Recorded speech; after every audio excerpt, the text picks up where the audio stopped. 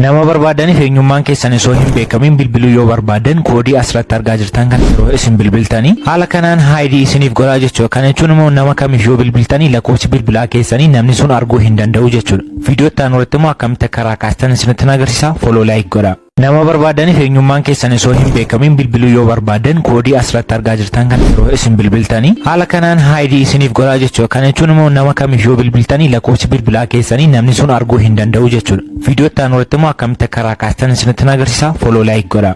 Nama barbaadan eenyummaan keessan osoo hin beekamin bilbiluu yoo barbaadan koodii asirratti argaa jirtan kan yeroo isin bilbiltanii haala kanaan haayidii isiniif godhaa jechuudha. Kana jechuun immoo nama kamiyyuu bilbiltanii lakkoofsi bilbilaa keessanii namni sun arguu hin danda'u jechuudha. Viidiyoo itti aanutti immoo akkamitti karaa kaastan isinitti agarsiisa. Follow like godhaa.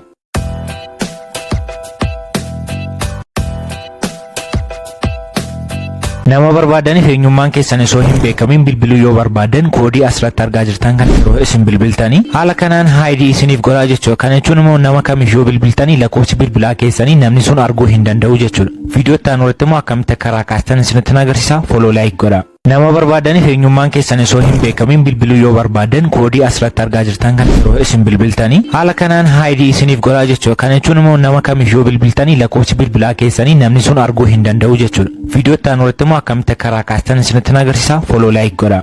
Nama barbaadan eenyummaan keessan osoo hin beekamin bilbiluu yoo barbaadan koodii asirratti argaa jirtan kan yeroo isin bilbiltanii haala kanaan haayidii isiniif godhaa jechuudha. Kana jechuun immoo nama kamiyyuu bilbiltanii lakkoofsi bilbilaa keessanii namni sun arguu hin danda'u jechuudha. Viidiyoo itti aanutti immoo akkamitti karaa kaastan isinitti agarsiisa. Follow like godhaa.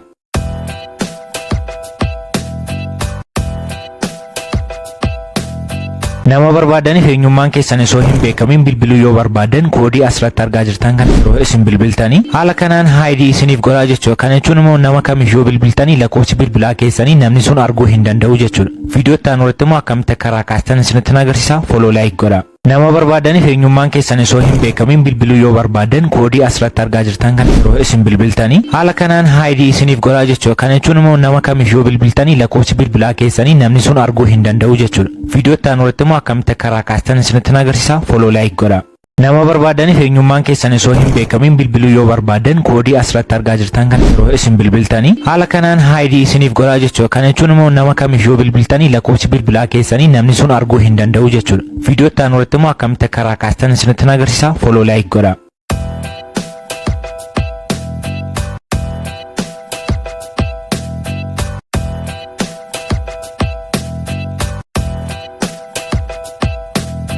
Nama barbaadan eenyummaan keessan osoo hin beekamin bilbiluu yoo barbaadan koodii asirratti argaa jirtan kan yeroo isin bilbiltanii haala kanaan haayidii isiniif godhaa jechuudha. Kana jechuun immoo nama kamiyyuu bilbiltanii lakkoofsi bilbilaa keessanii namni sun arguu hin danda'u jechuudha. Viidiyoo itti aanutti immoo akkamitti karaa kaastan isinitti agarsiisa. Follow like godhaa. Nama barbaadan eenyummaan keessan osoo hin beekamin bilbiluu yoo barbaadan koodii asirratti argaa jirtan kan yeroo isin bilbiltanii haala kanaan haayidii isiniif godhaa jechuudha. Kana jechuun immoo nama kamiyyuu bilbiltanii lakkoofsi bilbilaa keessanii namni sun arguu hin danda'u jechuudha. Viidiyoo itti aanutti immoo akkamitti karaa kaastan isinitti agarsiisa. Follow like godhaa.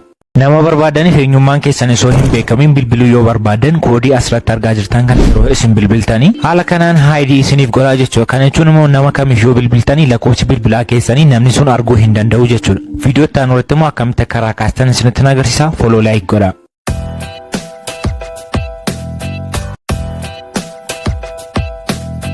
Nama barbaadan eenyummaan keessan osoo hin beekamin bilbiluu yoo barbaadan koodii asirratti argaa jirtan kan yeroo isin bilbiltanii haala kanaan haayidii isiniif godhaa jechuudha. Kana jechuun immoo nama kamiyyuu bilbiltanii lakkoofsi bilbilaa keessanii namni sun arguu hin danda'u jechuudha. Viidiyoo itti aanutti immoo akkamitti karaa kaastan isinitti agarsiisa. Follow like godhaa. Nama barbaadan eenyummaan keessan osoo hin beekamin bilbiluu yoo barbaadan koodii asirratti argaa jirtan kan yeroo isin bilbiltanii haala kanaan haayidii isiniif godhaa jechuudha. Kana jechuun immoo nama kamiyyuu bilbiltanii lakkoofsi bilbilaa keessanii namni sun arguu hin danda'u jechuudha. Viidiyoo itti aanutti immoo akkamitti karaa kaastan isinitti agarsiisa. Follow like godhaa.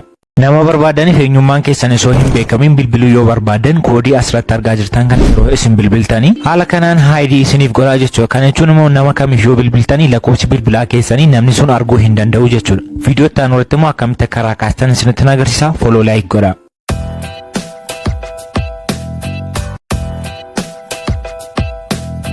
Nama barbaadan eenyummaan keessan osoo hin beekamin bilbiluu yoo barbaadan koodii asirratti argaa jirtan kan yeroo isin bilbiltanii haala kanaan haayidii isiniif godhaa jechuudha. Kana jechuun immoo nama kamiyyuu bilbiltanii lakkoofsi bilbilaa keessanii namni sun arguu hin danda'u jechuudha. Viidiyoo itti aanutti immoo akkamitti karaa kaastan isinitti agarsiisa. Follow like godhaa. Nama barbaadan eenyummaan keessan osoo hin beekamin bilbiluu yoo barbaadan koodii asirratti argaa jirtan kan yeroo isin bilbiltanii haala kanaan haayidii isiniif godhaa jechuudha. Kana jechuun immoo nama kamiyyuu bilbiltanii lakkoofsi bilbilaa keessanii namni sun arguu hin danda'u jechuudha. Viidiyoo itti aanutti immoo akkamitti karaa kaastan isinitti agarsiisa. Follow like godhaa. Nama barbaadan eenyummaan keessan osoo hin beekamin bilbiluu yoo barbaadan koodii asirratti argaa jirtan kan yeroo isin bilbiltanii haala kanaan haayidii isiniif godhaa jechuudha. Kana jechuun immoo nama kamiyyuu bilbiltanii lakkoofsi bilbilaa keessanii namni sun arguu hin danda'u jechuudha. Viidiyoo itti aanutti immoo akkamitti karaa kaastan isinitti agarsiisa. Follow like godhaa.